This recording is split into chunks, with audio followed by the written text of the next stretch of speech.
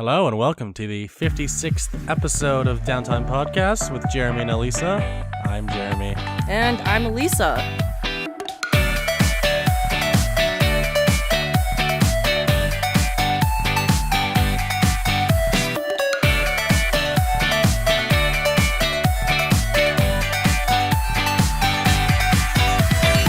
Hello. How are you, Alyssa? I'm good. It's hot, and I'm eating a popsicle right now, so... It is cold where I am, and I am not eating a popsicle. It's crazy, the weather, and how different it is depending on what area you're at. Yeah, the Bay is just weird. I know. For those that don't know, the Bay Area has a lot of microclimates, especially around the San Francisco proper area, and it's just super weird. It's what you call a Mediterranean climate, I think, right? Yeah, no, it's true because in that area, well, I don't know, it should be called the American climate for them. I'm joking. I think it's because they have a similar geography and just overall climate like we do in the Mediterranean. Yep. I believe that's why we call it that, or why it's called that. Yes. But I don't know geography, so someone correct me. I'm probably wrong. Yeah. Let us know if we're wrong. And we usually are. No one tells us that we're wrong, but I always feel like we're always wrong. I always feel like I'm always wrong. I'm not going to say we, because I don't want to bring you into this. I'm wrong half the time, so it's all good. Oh, okay. I see how it is. I see how it is. I see what you're doing. All right, so before we get into the podcast, I actually wanted to bring up something really quick. I noticed when I was checking actually the podcast yesterday that we've gotten like a pretty big influx of fans, and I think it's all one because of the most recent Ryan Elder podcast, and two, it's also because of the Terrace House podcast we recorded, as well as there's a lot of different things that have been picking up steam on iTunes. So I just wanted to say, if you're a new listener and if you're a current listener, no matter what platform you're on, welcome to Downtime Podcast. Hi, welcome. Yes. And I'm going to do this at the beginning of the podcast, but if you want to write a review for us specifically on iTunes, you can do that. And we're available on other platforms and YouTube, whatever. And we have a Discord that you can check in the show notes. And we have a website at Downtime.Live. So we do have a new user in our Discord, so that's kind of cool that there's some people trickling in. Yeah. So if you like us, then give us a shout out in any way or shoot us a question. And I hope you stay for future episodes as well. Yes, definitely, because this is the summer and it's going to be a lot of fun, I think. I hope. It will be. It will be. Yes. I was going to say, it will be. You got to be positive, Alyssa. Got to be positive. Yes. All right. So we're just going to get into it. We're not going to do games that we're currently playing because that entire section is just Yakuza, and for our regular listeners, you know, we talk about this all the time, so we're just going to put that at the end, and we're going to just go straight into what actually happened at E3 2018 this year. And we're going to give our thoughts and our opinions and hopes for the future. Yes, and we're not going to talk about everything. We're going to only talk about things that that we liked, or that, you know, stuck out to us, not necessarily like. And that's kind of why you're listening, right, listeners? Because you want to hear our opinions. At least that's what I hope why you're listening. All right. So, okay, let's just go ahead and spend some time into, you know, our boy Norman Reedus and Death Stranding and that trailer. We're going into that. So, that whole thing, it looks like you're a delivery person. Like you're delivering packages. I don't know what it is. God, it was so frustrating because when things were slowly being revealed in the trailer, like the first minute. First of all, okay, the trailer comes out with childbirth. Did you notice that? Like the first 5 seconds or 10 seconds? Yeah, the game seems like it deals with life and death. Yes. Those are the biggest themes of that game. Hence the name, I hope. Yeah, Kojima, you smart sneaky boy. Sneaky little boy, you. So, yeah, straight up, I watched the trailer and it's like every minute I'd be like, oh, I think I'm getting what the plot's about. And then the next minute, I'm like, wait, no, that's different. And then the third minute, it's just like, everything I thought was so wrong. And by the fourth minute, I was like, yeah, I don't, whatever. Who knows anymore? I know. Do you, it would be kind of funny if you were just a package delivery person, because it's such a simple thing to create a elaborate storyline off of. Perhaps, but we'll know more later. I mean, it's all speculation right now. Kojima has been pretty tight-lipped about what this game's really about, so... Yeah. I mean, there's like babies in containers, there's like these floating ghost people, there's rain that makes you old. It's so weird. There's invisible monsters. Yeah, but I will say that the cast is pretty good. Like, they have Mads Mikkelsen. He's the villain, but he's not the actual villain. Is from what I read before. So that's going to be interesting to find out. Of course, Norman Reedus and Léa Seydoux from the most recent James Bond movie, which I thought that was a nice touch. And then there's another lady whose name escapes me. Yeah, she's there too. And Guillermo del Toro is in the game. Like his model's in the game, and I'm sure his voice is in the game as well. It's interesting, this direction that Kojima's taking for the game, because I know for a fact that Kojima is a film buff. He's really into watching films, and he likes analyzing films and really like learning about actors and like trying to create a story. So for him to kind of create this super this powerful cast, and then I don't know what this game's about, but I have no doubt that it will at least be cohesive and a good story. Yeah, and I agree, and I think I'll pick it up. Probably not first day. I'll kind of wait for it to like go down in price, simply because I don't know what it's going to be about. I don't know if it's something that's going to interest me. And at the same time, with Kojima's work before with Metal Gear, I was always daunted to jump in and like play the 6th game, even though it was the last one, because I didn't know. What was the 5th game? Was it 5? Metal Gear Solid 5 was the... There's also a Metal Gear Solid Survive, which he wasn't a part of. But I do think it was... Different. Yeah. But granted, I've always... You can kind of stop Metal Gear Solid at 4, so... Yeah, but I didn't jump into any of the games because I felt like I was jumping into a story that I needed to have backstory with. It's kind of like, jumping into Yakuza. Yeah. And so with Death Stranding, I feel like this is his new like Metal Gear-esque franchise. So... It's the first game in the series, and I think it's a really good jumping point for future games to come from either this franchise or a future Kojima franchise. Definitely, unless Daryl dies in this game, then it's then it's like nope, none of that. Well, if he dies, that'd be bad. But let's say like his contract with The Walking Dead ends or whatever, or his character dies in the show, then he could have full Kojima time. I don't know if you know this, because I know you don't watch The Walking Dead, but it's Andrew Lincoln, who plays Rick, just announced that he's not renewing his contract after the 9th season. Wait, but he's the main character. Yes, yeah, I know that for sure. I've only seen the first season, but yeah. I know that the show has been planned for at least 12 or 13 seasons. Okay, so there's a lot of drama, and long story short, the show killing off a few I don't want to spoil it, but the show killed off some controversial characters that were dedicated to the show.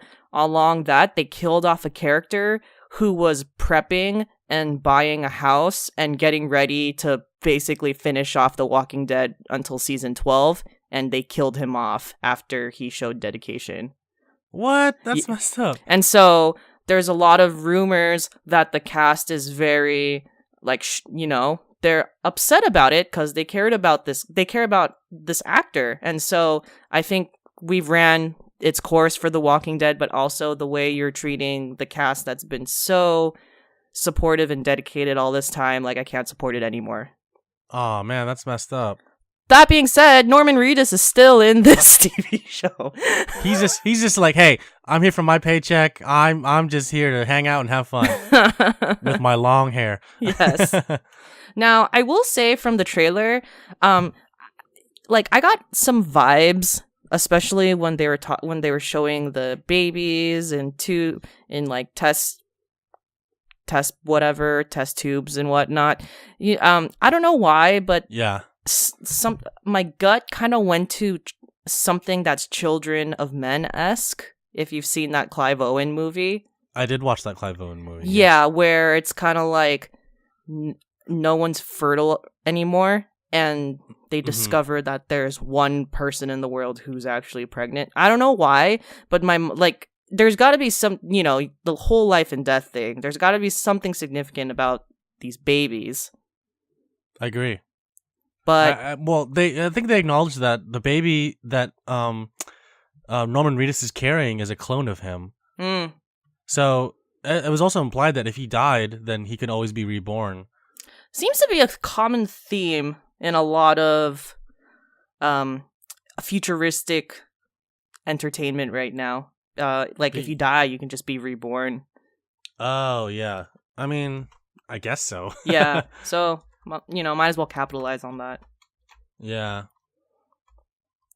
All right. That's all I have to say about Death Stranding, because, to be honest, I think that's all there is to say about Death Stranding. Agreed, because that's it. We've been speculating for months now on this podcast, and we've always been in the same place we have before, is we think this is going to be the way it's going to be, but we're probably going to be ousted, so it's fine. I think that's part of the fun too, because think about movie trailers and think about some of the movie trailers that really don't reveal anything and you can't figure out what the plot's about, but they end up being some of the best movies you've ever seen. I agree, and I really like it when movies do that, because I hate watching a movie trailer and watching the whole movie. Yes, exactly. That happened to me with Rush Hour 3. If you've never seen Rush Hour 3, don't watch the trailer, because that is the whole movie. Most of the jokes are in the trailer. So don't even bother watching the movie if you watch the trailer. Yes. But yeah, I just don't like it when a movie trailer spoils basically the biggest moments of the trailer. The most infamous example of this would probably be, there's two that I can pick from my lifetime, or that I've heard about. So one would be Terminator 2 Judgment Day, where they revealed the liquid Terminator. Yeah. A lot of people didn't expect that, and that's a whole new thing that's supposed to be revealed that you're not supposed to know about until later. And the other one would probably be Darth Maul in The Phantom Menace, Star Wars movie, where he has a double-bladed lightsaber. That's the coolest thing ever. Why would you reveal that in the first go? But you know what? Again, I rest my case. I went on a tangent and I forgot where I was trying to go with this. Yeah. Basically, don't reveal all your cards. Agreed. Ghost of Tsushima, during Sony's E3 press conference, was given a lot more detail, a little bit more gameplay. And a flute! Okay, I gotta say this about Sony's press conference overall. Okay, they had a dude with a banjo.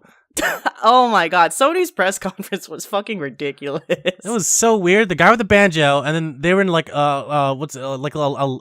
Last of Us 2 setting, and then the whole audience moved to an amphitheater, and they just cut to a guy playing the flute, and there was this Japanese field behind him, and he's just some white guy just holding a pipe and just playing the flute, and with his little little rice patty hat, and I was like, what is this? Yeah. Oh my god! It's it could almost be racist, but it doesn't feel that way, so it's okay. Yeah, it's ridiculous. So I got off work and then I signed on, and I caught on at the 15th minute, and then all of a sudden it's a set change. Yup. You gotta keep things interesting, I think. Well, that's why they were vamping for 20 minutes. The announcers at that desk outside, they just kept talking to each other, trying to prolong whatever it was. Yeah. I thought it was so funny that they just changed locations. I know. That was... Jesus Christ. I would not actually want to go to that press conference, because I'd be like, why do we were here for 5 minutes, and now you're going to make us move? It doesn't make any sense. Yeah. It's I'm comfortable. All my swag is on the floor. Yeah, right? My free t-shirt, got my free Last of Us 2 t-shirt, yeah. Got my flute, got my Ghost of Tsushima flute right here, so... Yeah. But overall, Ghost of Tsushima, it looks awesome. I think it's gonna be great. Yes, I think it's gonna be a really cool game. Definitely, it's gorgeous. There was a little bit of gameplay. You saw the battle at the end with, I believe, Masako, as I think her character, who did some sort of betrayal, and you got to see a lot of the environment. And they didn't, this is another trailer that didn't really reveal much except for how pretty it is, but. God, it sold me. It's been selling me. So Oh yeah, since the very first trailer didn't show any gameplay, I was like, I want to play this game so badly. I know. My God. I'm a huge fan of open world ninja samurai games. I love that shit. Yes, exactly. Great. God. I will say I had a small issue with the dialogue, and because the fact that it wasn't in Japanese. that was one, and I'm not trying to be biased towards the fact that it should be Japanese. I'm just saying that if there's an option to be in Japanese, I'll take it. But no, there voice... will. By the way, just to interject, there will be. I was shocked when I realized that the dialogue wasn't in Japanese, because I remember from the Paris game show that it was going to be in Japanese. But they revealed that there's going to be an option. Okay, that's great, because the English voice actors kind of made me cringe a little bit, especially at the end of the trailer when he's like, "You betrayed me. You betrayed my family." She's like, "I did not betray you," and then they start fighting. And I was like, "What is this anime bullshit? Like, what's going on?" Yeah, it didn't fit. Like, anime shows choose better dubs sometimes. They should have got Johnny Young Bosch. He can do anything. Yeah. So that guy's very talented. That man is very talented. Yeah, so I completely agree with you. Thank you. But that's all I have to say about Ghost of Tsushima. What were you gonna say? Something? Sorry. Just real quick, the scene that was fucking gorgeous was when they were going up the stairs to the shrine and the red leaves were falling. I was like, oh, it's fall in Japan. This is amazing. I know. I almost want to go to Japan in the fall and be like, this is real. This is real right now. That's great. Yeah, but not much was revealed about gameplay. So yeah, right on. I trust in Sucker Punch. Yeah, same here. They've made some good stuff in the past. Yes. Do you want to bring us to the second game? All right. So I just want to bring it. I'm gonna talk about Sekiro real quick. So Sekiro Shadows Die Twice, simply because it's also a Japanese samurai game, but it's from the makers of Dark Souls and Bloodborne. So it's basically... So I got really excited until I realized that, because it's basically going to be a Nioh 2. And... Which, by the way, Nioh 2 was also announced. So all of these, Bloodborne, Dark Souls-esque Japanese games are going to be out. And yeah, good for them. I hope that whoever, plays them does not have a crisis as they do. So you sound personally affected. No, not. I don't know what you're talking about. Is that a little bit of vinegar I smell? No. What's that? No. I'm just making a point that, if you're going to play a game that's Dark Souls-esque and Bloodborne, you may be in for a terrible time. So, okay, sounds like a but personal problem. I am not personally affected by it. Okay, you could keep saying that.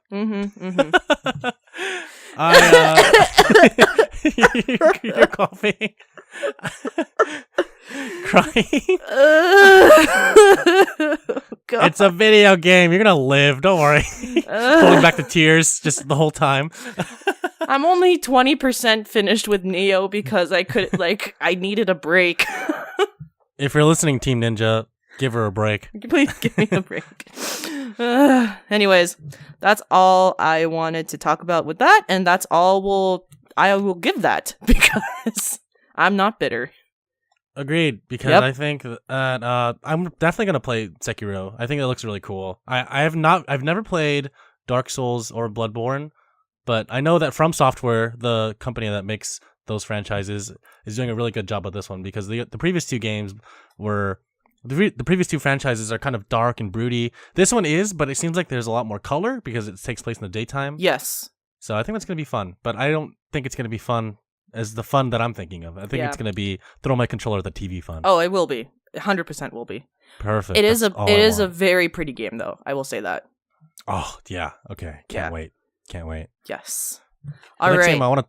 Oh, go for it. Yeah, for sure. The next game I want to talk about was announced during the Microsoft E3 press conference, and I didn't watch the whole conference. I only saw the announcement. It is technically Halo 6.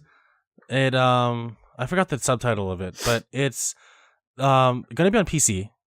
My question is, why is it on PC? It's fine that it's on PC. Why isn't it on Xbox? It is going to be on Xbox. Oh, you're Xbox saying that PC. it's also going to be on PC.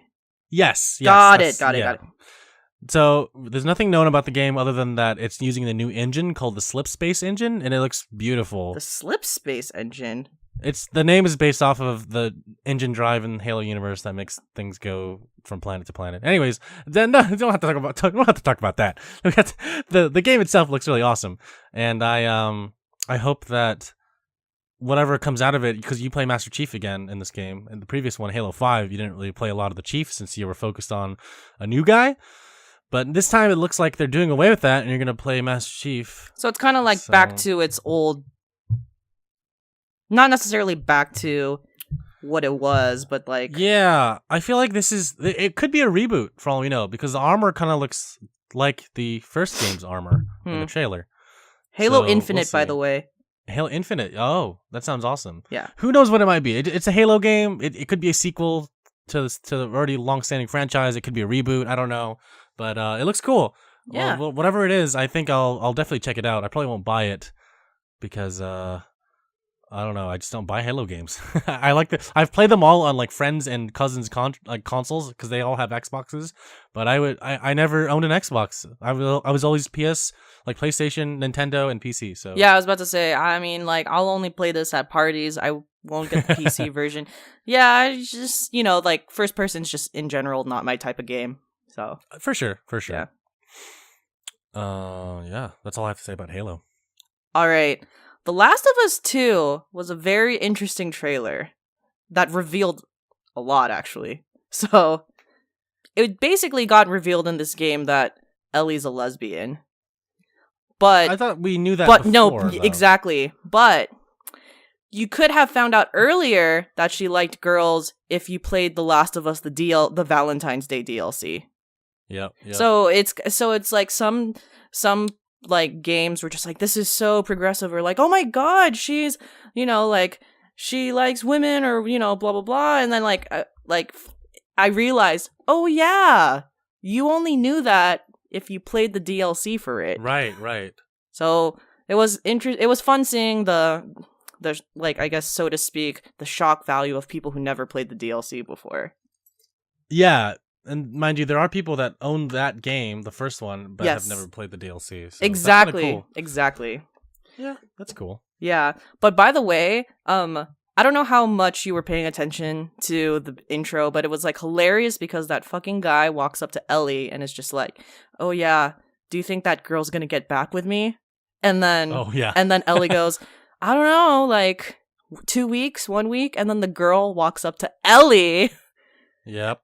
Dances with her and then kisses her, and I'm just like, oh my god, right after talking to that guy. Yeah, that guy just man, if I was that guy, I'd feel so bad. I'd be like, oh man, my hopes and dreams have been crushed.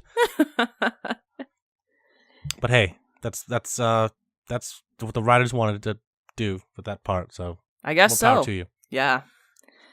The way I described it, I kind I'm a younger person, so I kind of related to it. It felt very like, some like young adult for something like that to happen. I agree. Like it felt like I could go to a club or go to a bar with my friends, and like some sort of weird situation exactly like that would happen, except without zombies. Yeah, right? Ellie is to my knowledge, I think you just only play with Ellie, which I think is very cool because I liked playing with Ellie. In the 30 minutes that you could play with her in the original one, and also it just makes sense in my opinion. So that's yeah. The Last of Us 2 seems to be taking a Walking Dead approach, and what I mean by that is that the game used to be just about zombies and survival, but then what ends up happening is you finally meet people, and then it ends up being people in a zombie apocalypse and how they interact with each other. Adding feelings. And Ellie will have more feelings, not just dedicated to her, so to speak, father figure, Joel, but towards others. And I think that will make the game very dynamic. Agreed. I share all the same sentiments, and my only comment is that when I saw the trailer for The Last of Us Part 2, I said, oh, this looks like The Last of Us. Yup. So as long as it looks and feels like it, I'm all for it. Yeah, the colors, The palette looks cool. And they did a great job aging Ellie, too. Yeah, she looks more fuller. Like, her face looks a lot fuller. She looks like she's been battle hardened in a way. Like, her eyes have seen some shit. So it's going to be interesting where they're going to go with this character. Yes. The next two games I want to talk about are kind of in the same realm, but also different. There's Cyberpunk 2077 that was revealed. It was revealed at the very end of Microsoft's press conference, and when they ended the conference, they actually cut to like a red screen. It had like a little code thing blinking, and then they started some typing, and some music came out, and then they showed the trailer for Cyberpunk 2077. And for those that don't know, this is a game that's actually based on a series of board games from the 1980s. I actually didn't know that. Yeah, so this is not really a sequel to the board game. It's more like it builds off of the concept. So the board game is like called Cyberpunk 2019 or something like that, and it's about living in the future and flying cars and all this other stuff. I haven't played the game myself, but so I'm kind of basing it off of what I read for sure in a previous article. But I just know that the game itself looks really cool. It's by CD Projekt Red. They made The Witcher 3, and other Witcher games. So you know that this is going to be a really, really good game. I know this game has been... Oh, go ahead. Oh, no. I just wanted to comment that a lot of Witcher fans have been following this closely and have been anxiously awaiting for this. Absolutely. And it's because they know CD Projekt Red will deliver quality content, because this game has been in development for quite some time now. It was announced at like E3 2014, I believe, or 2015. And since then, people have been following the news on it, trying to see what it is, because it was supposed to have multiplayer at first, but I think they're just sticking to the single player aspect of the game right now. For sure. And it looks beautiful. Dude, that's a trailer if I ever seen one. Oh man, right? There was so much hype there. It looked absolutely amazing. It was like all of these like futuristic TV shows and games that I watch kind of coming together. What I like about the direction that Cyberpunk is going, as well as like the same direction that Detroit kind of went in, is that it is futuristic, but there's still a lot of existence of what we know of the world today. So it's not like a completely like futuristic everywhere, blah blah blah, but it's like there's futuristic things in your regular world. Yeah, exactly. And I think that it kind of bases it more in realism. Yes. So there's a kind of frame of reference for the player to not be totally lost in like the concept of what the world should be. Exactly. And like we were talking about movies before, I believe that certain movies write the screenplay. It's more of a show don't tell kind of thing.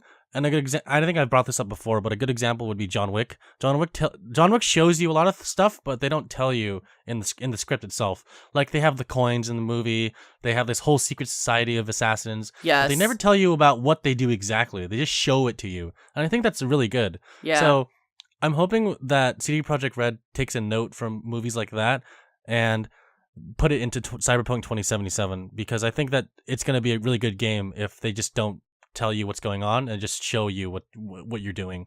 Definitely. I love those types of things where you just take the context and the audience kind of figures out the story on their own.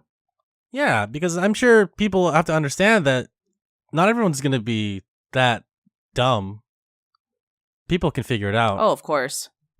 Twofold to that, there's another game that's very similar to Cyberpunk 2077, but is more of a multiplayer kind of game, is Beyond Good and Evil 2. I don't know if you've played the first one before, Alyssa. I haven't played the first one, but I saw the trailer. Yeah, I own the first one on Steam, and I'm gonna try to play it before the second one comes out. There's no release date for Cyberpunk or Beyond Good and Evil 2, but there will be in the future. But basically, Beyond Good and Evil 2 is a sequel, of course, to the first game, Beyond Good and Evil, from, I forget when it came out, 2007, 2008, and it was by this game director named Michael Ansel. He is a director for Ubisoft, and this is his latest project.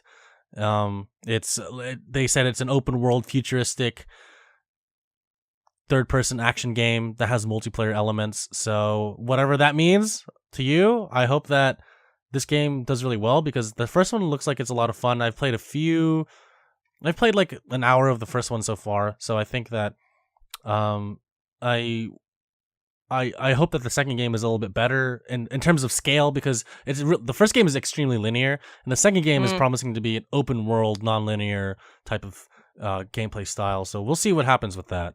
It looks a lot of fun. There's even a pig or like a hog in there too. Oh yeah, no, they have that series is known for its anthropomorphic characters. Ah, got it. Yeah, so kind of like this game has also Horseman. been in. Yeah, kind of like BoJack Horseman, but this series has been in development hell for a really long time, or not series. Sorry, this game in particular has been in development hell for a really long time. So people have been, just like with Cyberpunk 2077, a lot of the fans of the original have been following its development cycle, and it's finally. Last year they showed, the trailer for Beyond Good and Evil 2, so I'm really glad that they finally have some more evidence that it's still being worked on and that it's coming out soon. Definitely. Whenever. But yeah, I just wanted to put those two together since they're kind of similarly themed, since they're both like in the future and they have like futuristic aspects, and they've both been in development hell for quite some time. For sure.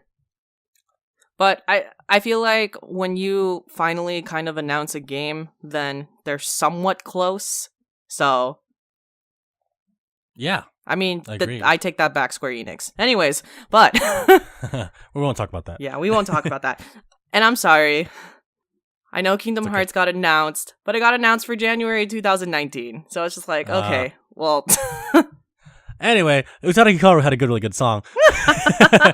Can't wait to hear that one. I know. Shout out to you, Utada Hikaru. Yes. All right.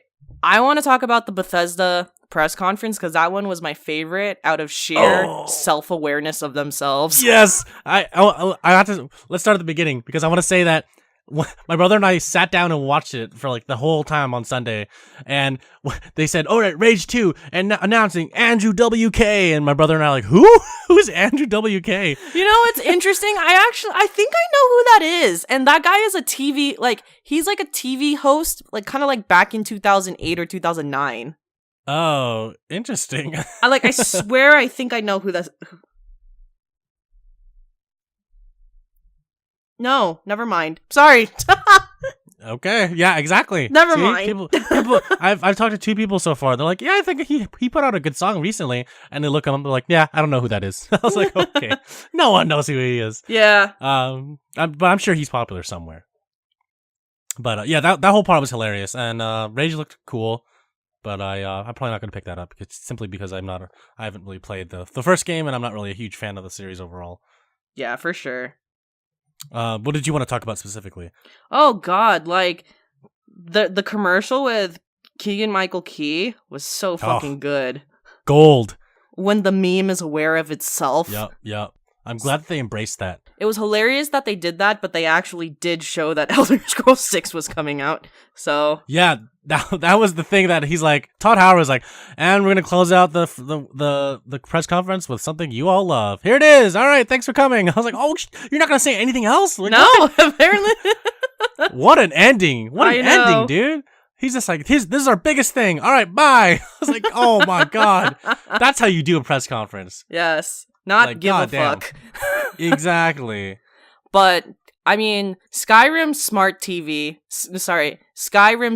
Smart TV, that's the future. It was a smart refrigerator, which is even better. Oh, smart refrigerator. My bad. Smart refrigerator. It's okay. It's funnier that it's a refrigerator. Yes. That's what I meant to say. That was awesome. No worries. But there was a TV on that refrigerator. Yeah. And then Alexa, yeah. Oh my God. That was great. It was like a text-based game, like one of those Windows DOS games from the 90s. That was so funny. that whole skit was really well done. Yes. But yeah, no, the fact they announced the new Elder Scrolls game for the phone. So that was pretty cool. Yeah. I'll probably try it once and then delete it. Yeah. No offense to Bethesda. It just doesn't look like a game that I would play. I'm just not a mobile player. So yeah, I was talking to a coworker about this, and we both agreed that it doesn't feel right to hold your phone and play a game because we're so used to holding a keyboard and a mouse or a controller to play a video game. Like, I know that people can kind of it makes sense that a lot of more mobile games are a little bit like the passing time mindless type of game, but actually having full games on a phone, I'm just not a huge fan of. Yeah, I agree. Yeah. And I tried Animal Crossing Pocket Camp for Oh yeah, I remember that. And I was like, I can't play this. It's just not Animal Crossing. Yeah. Wolfenstein. Oh yeah, well, Youngblood. I know. I'm definitely gonna pick that up. I was gushing over Wolfenstein 2 last time, and I know this is gonna be a great entry into the series. Even I was like, wow, this looks really good, and more Nazi killing. The Nazi killing never ends. Right. For the past 30 years. That's the thing that got me was you would think that there would be mostly good in the world at that point, but it's the 80s now, and I guess that the Nazis haven't been extinguished all the way because it looks like they still have a lot of power over Europe. Maybe they're extinguished out of the US, but I don't know. It was just like, man, BJ Blazkowicz, what were you doing for 30 years that you couldn't get the Nazis out of, the world? I mean, like, the thing is, there's Nazis in the United States right now, so that's true. Oh, that's a very good point. Like, yeah, but Nazis will be there. But these Nazis have like robot dogs and like nukes and guns and stuff. Oh, that's a different Nazi. All right, yeah, all right. Yeah, that's exactly. Fair. That is fair. The Nazis that we're talking about in the U.S. have armbands and flags. True. And cars and guns, of course, but yeah, no robot dogs or nukes. Yes. But yeah, it looks really cool. There was a very 1980s Blade Runner-esque vibe to it. I hope it's a co-op game, first of all, so I will definitely be playing that hopefully in the future. I might play it. Please, because I need to play it for the story and the gameplay, of course. All right. What else was there? There was Starfield. Starfield. Who knows what the hell that is? Oh, but I don't I mean, yeah, I don't know. I just don't know. Yeah, exactly. So that's it. That's all I'm gonna say. Yeah, I don't know. I don't know. But I'll be looking at whatever they come out with for announcing that game. Yeah, totally. And of course, the biggest thing that everyone was looking forward to was Fallout 76. Yep. I'll be playing that for sure. Yes. And that was just more in depth, but like they actually had like gone and talked about a lot of what we already knew. So yeah, and I will say to touch some highlights. I like that there's no permadeath. Like when you die, you keep all your stuff, which is great. I liked that you can obviously just play with your friends on any server. I like that there's not going to be hundreds of people on a server at a time. There's only going to be a few dozen because, like Todd Howard said in the conference, it's the apocalypse. You wouldn't run around seeing like 50 people in one place at once. Like they're very aware of the situation and the lore of the game. They don't want to hurt fans. I also like the fact that you can play solo. You don't have to play with anyone. You can play the game as you would any traditional Fallout game. Since 3, just play it solo, first person, all that stuff. I also like the fact that you can build your own little house. You can scavenge your resources and all that stuff. So it kind of has like some MMORPG elements to it, as other previous games have. But I also don't like the fact that there's 12 nukes on the map that you can access and launch and shoot at wherever you want. That's the thing that I was like, wow, seriously, Bethesda? Like, why did you include this? That's kind of cheap.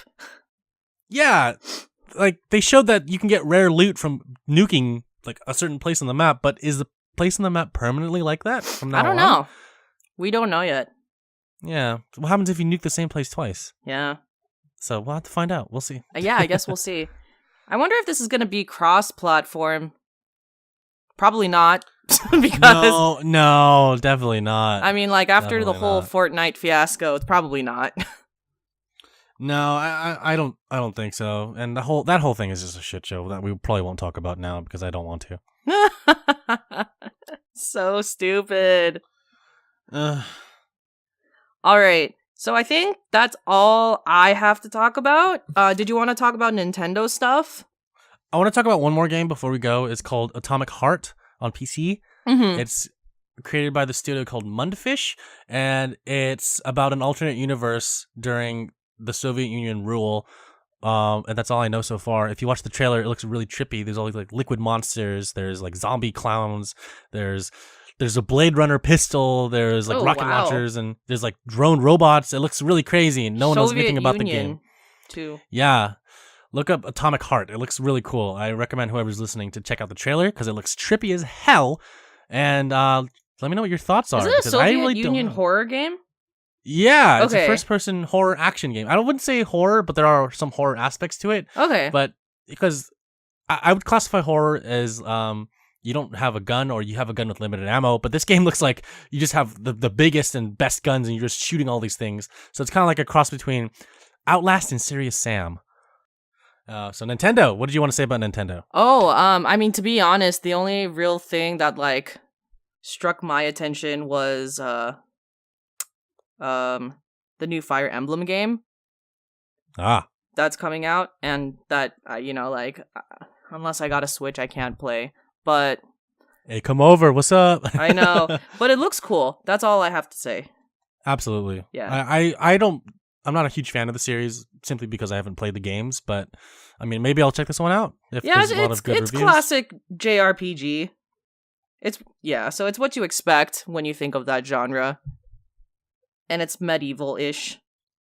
Yeah, I think all of the Fire Emblem series are in that same tone. The one that caught me the most attention, of course, was Smash Ultimate, Super Smash Bros. Ultimate. Oh yeah, there's everyone. Literally everyone. So, literally every character in the franchise is there, including Snake and Pichu. What an all-star game. Yeah, that game is gonna be awesome. I mentioned this before. I usually, whenever a new Smash game would come out, I would always buy the system for that game. In this case, I'm buying the game now, just the game. Because now you have the system. I'm not very good at Smash. But Oh, I I don't play Smash, so most likely I suck. So we're gonna I straight up don't even play it. Oh, it's fine. It's fine. Yeah. Fun fact: Alyssa and I we played Overcooked, and we among other things. So that was a lot of fun. We were all yelling at each other. I didn't know there was a haunted house section, so that was cool. Yeah, that was awesome. Like I didn't know there was a space level. I didn't know there was pizza and burritos. Yeah. Goes to show that I need to finish this game, and all the possibilities of dun dun dun, Overcooked 2.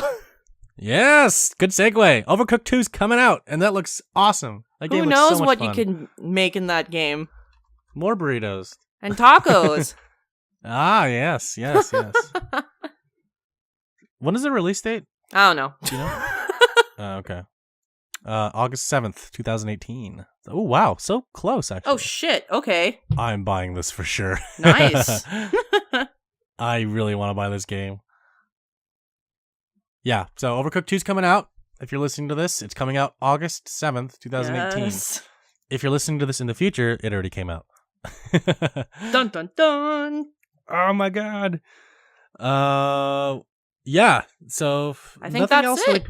From Nintendo. Yeah, Nintendo was pretty straightforward. Yeah. So that's cool. And nothing that you can't find out from a typical Nintendo Direct. They didn't. I mean, obviously, like the huge one was the Smash Brothers announcement, but other than that, it's it's their seasonal press conference. Yeah, they have a few every year, so it's not like it wasn't anything crazy for them. It was more like this is a Smash since we teased it before, and this is literally what it's going to be about. These are all the modes that you have. These are the characters. This is how you're going to play the game. And I was like, this is perfect. Nintendo, you're doing it right. Yes. Also, Fortnite is on Switch now. Yes. Fortnite's on Switch, which is the drama. Yep, and that's the whole thing. Anyways, so the last thing on the list that was a surprise to both of us.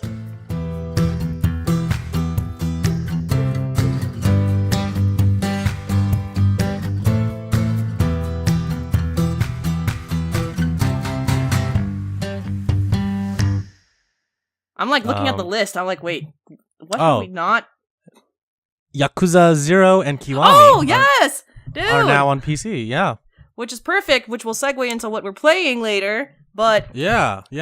Like, I'm glad that the Yakuza love can spread to everyone. That to me makes me so happy. But that is like that's basically the announcement that Sega is committed to localizing this game, like, completely. Yep. Like, that is, like, if you needed a surefire confirmation, that was it. And the fact that they're also porting 3, 4, and 5 to PS4 is going to be great. Exactly. Just awesome. So if you're listening to this, go ahead and pre-purchase Yakuza 0 and Kiwami on Steam. You can. The games are only like $20, I think it's like $19.99 for Yakuza 20 0. bucks for 100 hours. Like that is more a than steal. that, you know. Yeah, absolutely. Like you'll spend so much time playing the Cabaret Club game. It's so fun. That is such a steal. Yeah, so definitely please play the Yakuza series. Like I can't emphasize that enough to everyone. And then on top of that, Yakuza 2 showed more of their trailer. Yep. So And then- you punch tigers in that game. You punch tigers in Yakuza Kiwami 2. And Makoto Makimura comes back. What's up? Oh my god! What's up? Yo, did you see in the trailer? She's like, "Oh, your shoulders are so firm," and he turns around and is like, "It's you." I was like, "Fuck! I want to know what happened." It's nice to meet you, sir. I was like, "Fuck! Yo, this is crazy." I was like, "Oh my god, are they gonna like?" Because at the end of 0, like you didn't feel fulfilled. You know what I mean? Yeah. Like I was like, "Please, I hope that this." Oh, is my the heart chance was ripped apart after Yakuza 0, so this Yeah, I know. shit is like wild right now. Because they're continuing it. They're continuing the story. I know. It's great. It's so great. I hope that they really delve more into their relationship in the future because that's going to be a lot of fun.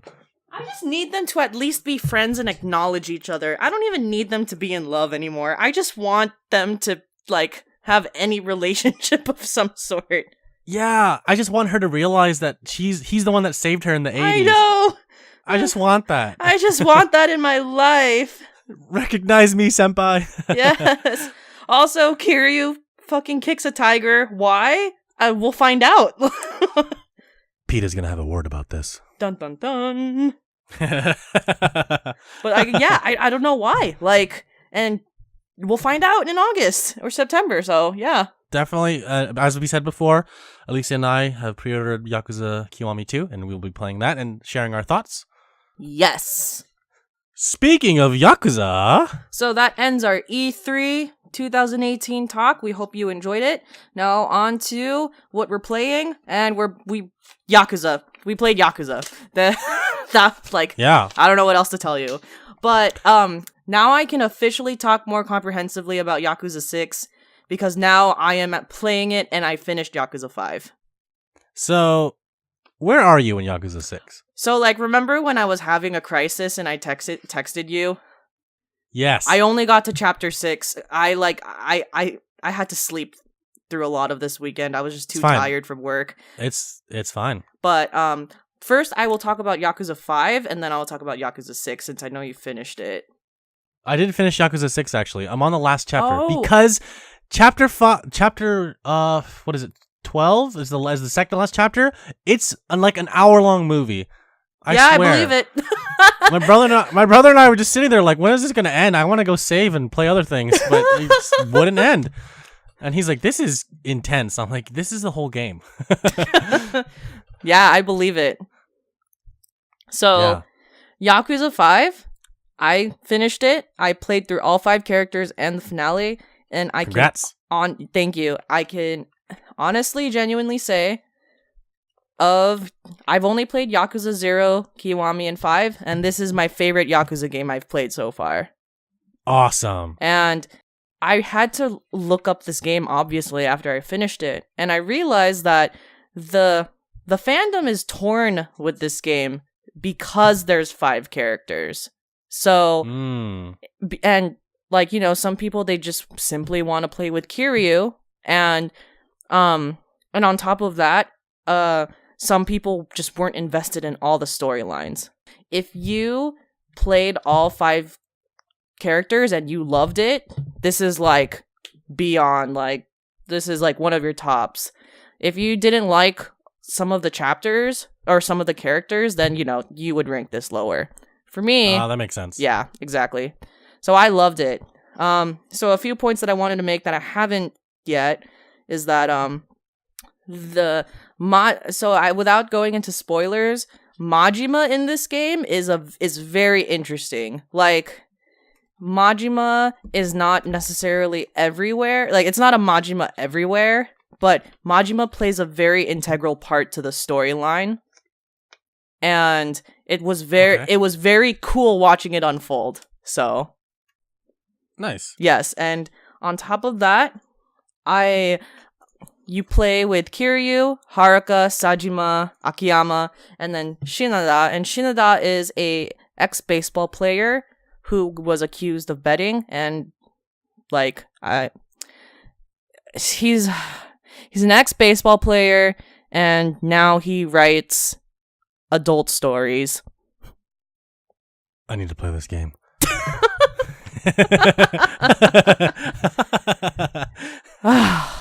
Look, I mean, this game is gonna be a lot of fun playing as the other characters. Yes, I love baseball. I really don't. I'm just Yes. kidding. Stop. Are you judging me? No. Come on, girl. Don't be judging like that. I wasn't sure how I was going to what I was going to think of Shinada, simply because he was a new character introduced, and when he's introduced, clearly this is one of those things where clearly he's not a Yakuza person at all. Like, he's like completely outside of this. But the way it all, and by the way, it's based in Kinecho, which is a fictional neighborhood of Nagoya. And cool. And I've been to Nagoya before, so it's like going through a lot of the places, like TV towers, like, oh my god. So, nice. If only they included Nagoya Castle, that would be amazing. I agree. Yeah. So it was a lot of fun, and I didn't know what to expect, but I actually so he's not like my top favorite storyline, but he's like number 3, I think. Surprisingly. And part of the reason is because it's kind of like it's a hilarious, it's basically the misadventures of Shinada and his loan shark, his debt collector.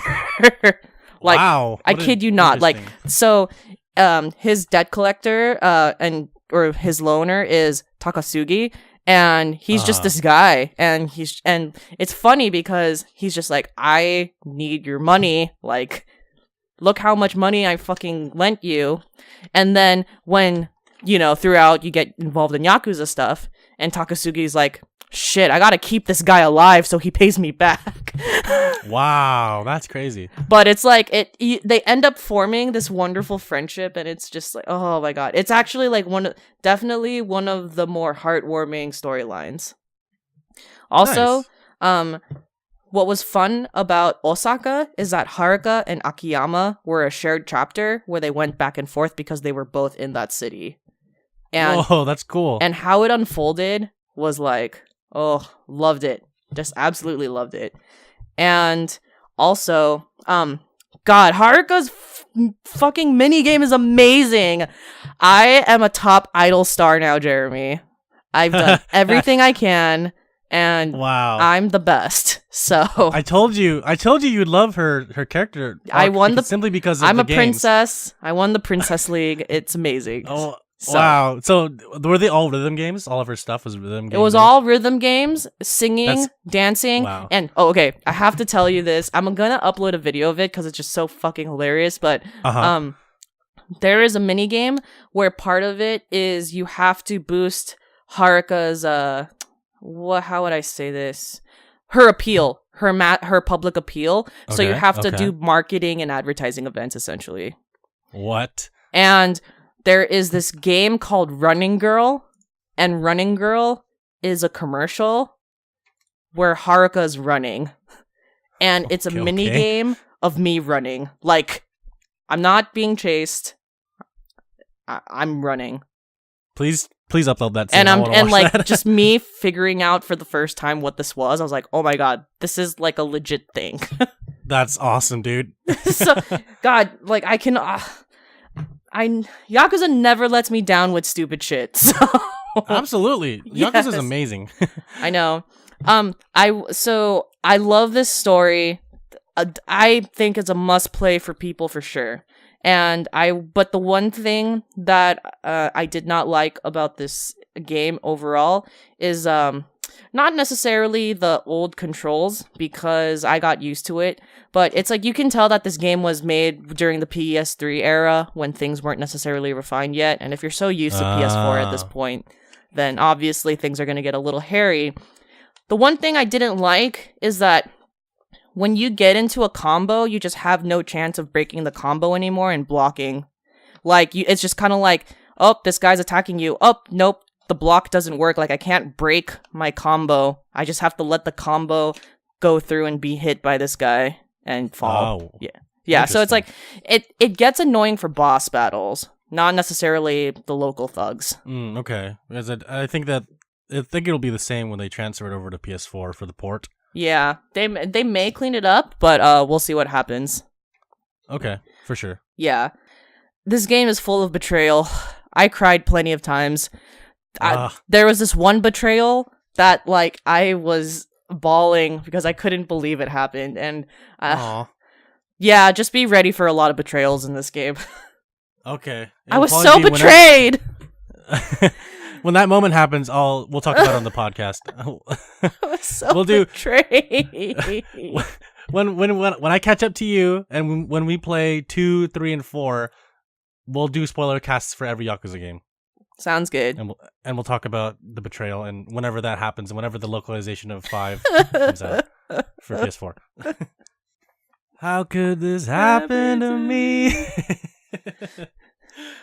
That being said, let's move on to Yakuza 6. And for our listeners, Yakuza 6 spoiler cast is officially in the works now, because now I'm deep in the plot. And that'll happen soon. Yes, it will actually happen very soon. Fuck, dude. Oh my god. Okay, so we're not going to spoil anything right now for anyone that's listening.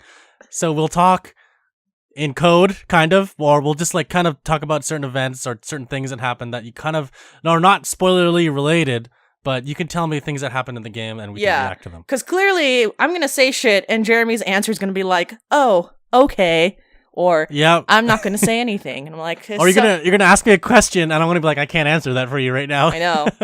I do want to express. So it's fun. I think it's going to be funny how this podcast ages. So I'm going to go on a 2-minute rant.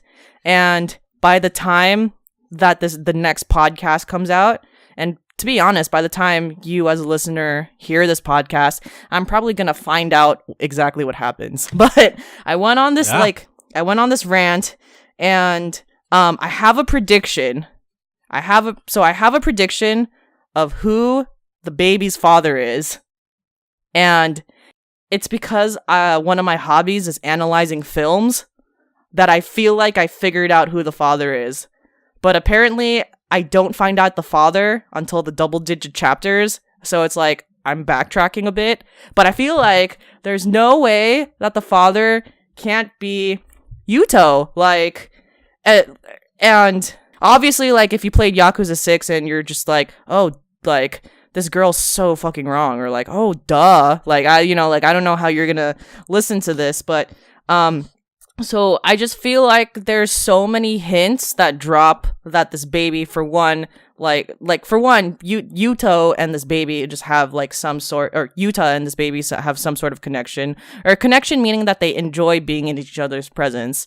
And 2, I'm kind of deep in, or I'm like almost halfway to the game now. And Yuto, is it Yuto or Yuta? Yuta, sorry. So Yuta is the only young character in this game who has been introduced somewhat in the earlier chapters. And for every plot twist that exists, any successful plot twist, that exists, if it's successful, it's something you could have figured out from the beginning of the storyline.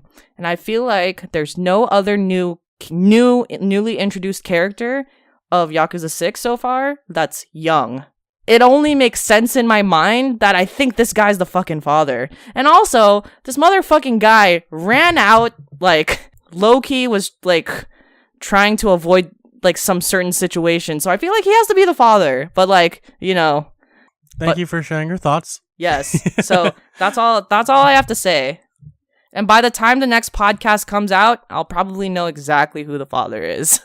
So. Okay. Yeah. And you're going to text me too. You're going to be like, oh my God. I'm going to be like, bruh. But one thing I love about Yakuza 6 is it's essentially a story of Kiryu just hanging out with a really bad clan. And when I say bad, I mean like they don't have their shit together. They're like all lazy and disorganized. And they're like, we're not really Yakuza. I know. And I love it. It's just like such country, like countryside people, like just they don't know what they're doing. And Kiryu's like, okay, I guess. I'll stick with these people. He's like, this is all I got. I gotta deal with it. I know. But I will say, this isn't a spoiler, that you will grow attached to these characters. Well, I think I hope so, because I have access to their house now, and the Hirose family's house. So Yep. By the way, Hirose, God, this guy's a fucking, like, he's a treasure. Like, he pops up in the most random, like, when I least expect it. He's like, hey, what are you guys doing? Like, oh, it's just like, where did you come from? Yeah, he's great. I love his character. I know, he's hilarious, which means that he has an important.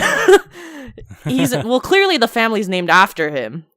Yeah. So there has to be something important, but it's just like one cut he's not there, and the next cut's like, where did you even walk? Like, where did you come from? I didn't see you walking in. Yeah, right. And Mama, like, oh man, I'm at that part, so whew. It's gonna be a long journey for Mama. It's gonna be a long journey for Mama. Yes. Coming from Yakuza 5 to Yakuza 6, it's very clear the changes in because of the engine, and it's wonderful. My only complaint about the engine is that you can't run or run as easily anymore. Yeah. And it's just like, sometimes I just want to get somewhere quick. So, but like, clearly they're going for a more realistic thing, so it's whatever.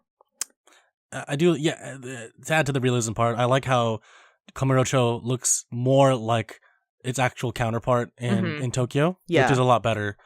Because the character, the town is in itself its own character, because like shops change, there's new arcade things that pop up. It's great. Yeah.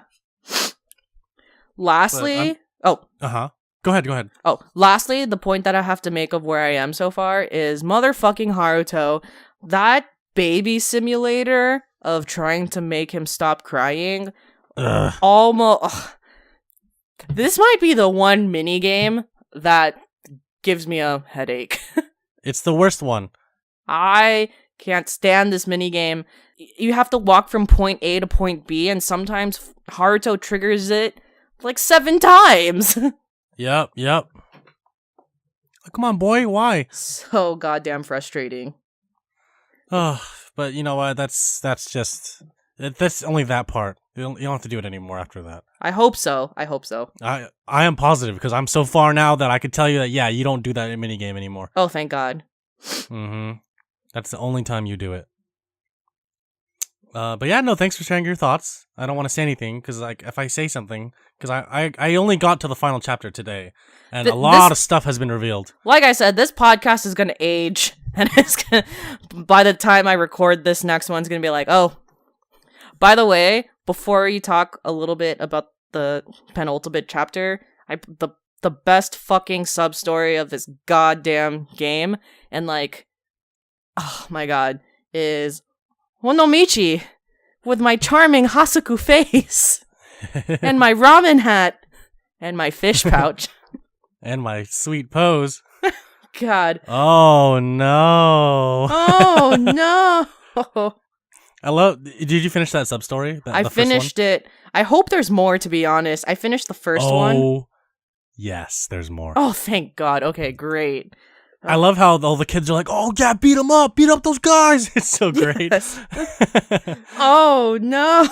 Oh no. But yeah, there's a lot more Onomichio. So please be prepared. And I won't tell you where you're going to expect it, because I want you to find it on your own, because like I did, I thought that was the last one, and I kept finding more, and then like, oh, this is the last time. And then there's another one. He's like, okay, this is the last time. And then there's another one. I'm like, what the hell? There's so many. So I don't know exactly how many there are. I can only tell you that there's a lot.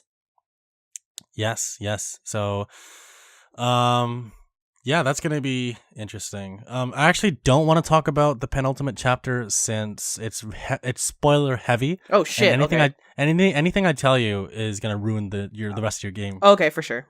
So I'm not going to talk about anything Yakuza. I'm going to let you drive your Yakuza 6 thoughts, and I'll bounce off of you, because I don't want to talk about anything spoilery until we do the spoiler cast. For sure. So, I will ask you this. So now that you're actually close to finishing the game, how do you feel about it? And as a general statement. There's a lot of twists and turns. a lot of unexpected things. And I do like it so far. It is probably not my favorite Yakuza game. And I can't really have a favorite right now since I've only played 3, and I actually do want to play all of them before I could say that I have a favorite. Yeah. But I will say that this game is chock full of content, but not enough content as Yakuza 0 has. Okay. Maybe it does it probably does have the same amount of mini games, but it just doesn't feel that way to me. For sure. It makes sense if you think about it this way, because since Onomichi, the Hiroshima area, is so small, it may not feel like you have access to all these mini games. Agreed. And there are some things that you haven't discovered yet, like fishing. It's not the same as Yakuza 0 fishing. It's spear fishing. And then there's the bar talk mini game that you haven't discovered yet. I don't think I discovered it yet. When you get there, you'll enjoy it a lot. They're fun mini games. Also, there is karaoke in Onomichi, but it's at the bar talk mini game. Oh, okay. And you play a flat rate, and you can sing as many songs as you want. You don't have to keep paying. Except Dame Dame. Actually, what? When you go into that bar, you can hear the song. You just can't sing it. Oh. It's in the background, but it's the only time I've heard this song. I know. I was like, it's like da na na na na na na na na. They're such teases. I know. I'm like, why did you put the game on the song? Well, whatever. It's all good. Yeah. Well, it's in the game. It's just not playable. Yeah. Do you have any other questions about Yakuza 6 that I may think answer? that ends all my Yakuza talk for this week. Yeah, same here. And that's all I have to talk about for this podcast. All right. Ending on... Actually, I'm surprised that we finished everything about E3 in a kind of timely manner. Good on us. Yes. Pat yourself on the back, Alyssa. You deserve it. You too. You too. Thank you. Thank you. All right. You have listened to the... Wait. Before you go, just to reiterate, Downtime.Live. Go there. Yes. Go there. And then find our platforms. We're on a bunch of platforms. And leave us a iTunes review, or comment us or DM us in the Discord or the platforms with any questions you have. And go to our website, click on contact, email us if you have any questions. Aside from just commenting on the aforementioned platforms, you can also email us and let us know your thoughts or whatever. Then we'll talk about it on the podcast. Yes. You have listened to the 56th episode of Downtime Podcast. We will see you next week. Later.